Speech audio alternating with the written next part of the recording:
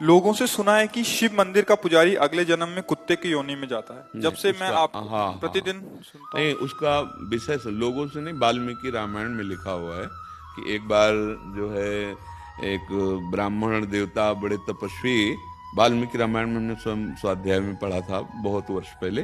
तो वो भिक्षा मांगने गए तो उनको भिक्षा में कुछ नहीं मिला, तो गुस्सा में आ रहे थे तो डंडा हाथ में था, एक कुत्ता पड़ा था तो उसकी खोपड़ी में 2-4 डंडे जमा दिए। कुत्ते ने भगवान के दरबार में जाकर के कहा,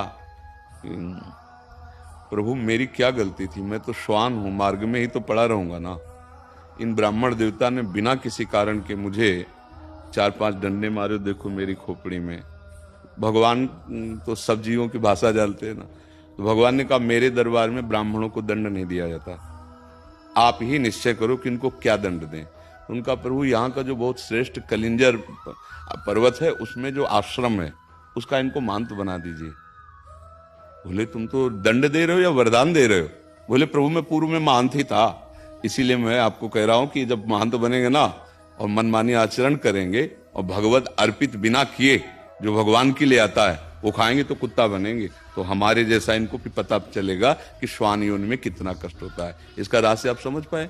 इसका रहस्य ये है कि जो भगवान के अर्पित करने के लिए आता है वो आप शिव मंदिर की केवल बात नहीं है, किसी भी मंदिर की बात है।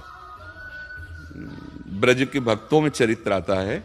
एक दिन एक विरक्त संत जो गुफा में भजन करते थे, क्योंकि जैसे गिरिराज जी है, नंदगांव है, बरसाना, यहाँ पर्वत हैं, यहाँ गुफाएं भी हैं, संत जन एकांतिक भजन, तो वो भिक्षा मांग के आ रहे थे, पीछे से आवाज है, बाबा सुन, अगर मुझे थोड़ा टुकड़ा दे दे तो मेरी प्रेत योनि से मुक्ति हो जाए।